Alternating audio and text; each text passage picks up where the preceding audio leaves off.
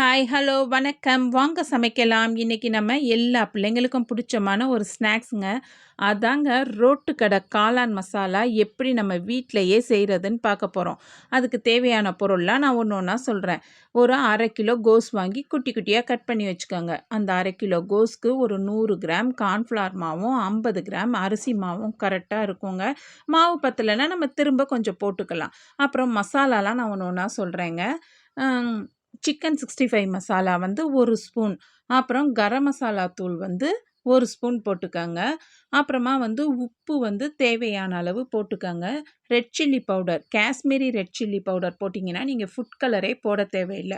அதுவும் 1 spoon, 1 spoon இஞ்சி பூண்டு பேஸ்ட். நான் போட்டேன் இல்லையா மசாலா, அதெல்லாம் நான் வந்து எனக்கு காரத்துக்கு தேவையான அளவு போட்டுக்கிறேன்.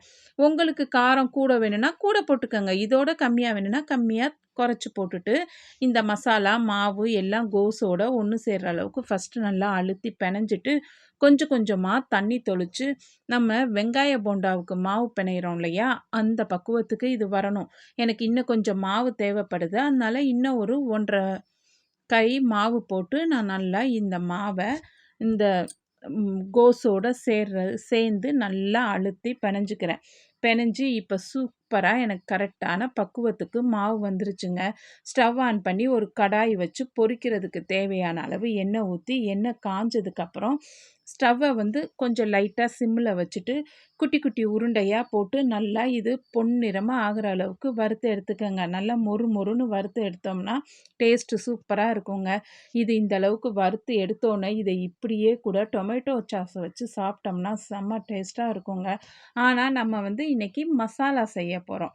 அது எப்படி செய்றதுன்னு நம்ம பார்க்கலாம் வாங்க. இத பொரிச்சு மொத்தத்தையும் எடுத்து, அத அப்படியே நல்லா ஆற விட்டுருங்க.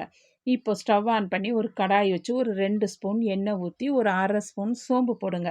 2 பச்சை மிளகாய குட்டி குட்டியா கட் பண்ணி போட்டு, அது கூடவே கொஞ்சம் கருவேப்பில, அப்புறம் வந்து ஒரு 1/4 கிலோ பெரிய வெங்காயத்த குட்டி குட்டியா கட் பண்ணி இதில போட்டு நல்லா வெங்காயம் பொன்னிறமா ஆகுற அளவுக்கு வதக்கி விடுங்க. இந்த பச்சை மிளகா வந்து உங்களுக்கு தேவைன்னா நீங்க போட்டுக்கங்க. இல்லன்னா அது வேணாம்.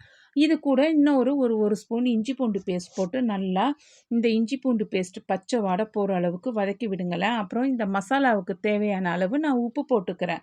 இப்போ நம்ம 1/4 கிலோ வெங்காயம் போட்டு இத வதக்கணும் இல்லையா? 1/4 கிலோ தக்காளிய மிக்ஸியில போட்டு நல்லா நைஸா அரைச்சுக்கங்க.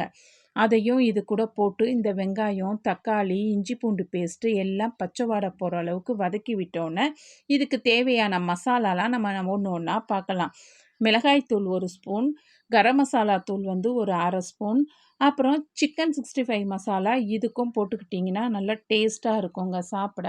மஞ்சத்தூள் வந்து ஒரு 1/4 ஸ்பூன் போட்டுட்டு, 65 மசாலா வந்து நான் வந்து ஒரு 1 ஸ்பூன் போட்டு, இந்த மசாலாலாம் மொளகாத்தூள் வாடை போற அளவுக்கு நல்லா இந்த மாதிரி கொஞ்சம் கொதிக்க விடுங்க. அப்புறம் ஒரு 1 1/2 ஸ்பூன் கார்ன்ஃப்ளவர் மாவு எடுத்து, கொஞ்சமா தண்ணி ஊத்தி கரைச்சு வச்சுட்டிங்கன்னா, இது நல்லா திக்கா இருக்குங்க கிரேவி. தேவையான அளவு கிரேவி நீங்க எந்த அளவுக்கு அந்த போண்டா வச்சிருக்கீங்களோ, அந்த அளவுக்கு கிரேவி தேவை வேணும் இல்லையா? அதுக்கு தண்ணி ஊத்தி, இந்த கார்ன்ஃப்ளவர் மாவையும் போட்டு நல்லா கிளறி விட்டு, கொதிக்க விட்டோனே, நம்ம அந்த போண்டா ஆறுனோனே, அத நல்லா குட்டி குட்டியா பிச்சு வச்சுக்கணும். அத வந்து இதில போட்டு நல்லா கிளறுனீங்கன்னா, கிளறி ஒரு 2 நிமிஷம் கொதிக்க விட்டீங்கன்னா போதுங்க. சூப்பரான ரோட்டு கடை காளான் மசாலா ரெடிங்க. இந்த மாரி பிளேட்ல வச்சு குட்டி குட்டியா வெங்காயத்த கட் பண்ணி மேல தூவி, கொஞ்சம் கார்ன் போட்டு குடுத்தோம்னா செம்ம டேஸ்ட்டா இருக்குங்க. இது உங்களுக்கும் பிடிச்சிருக்கும். லைக் பண்ணி, ஷேர் பண்ணி, மறக்காம சப்ஸ்கிரைப் பண்ணிக்கங்கங்க.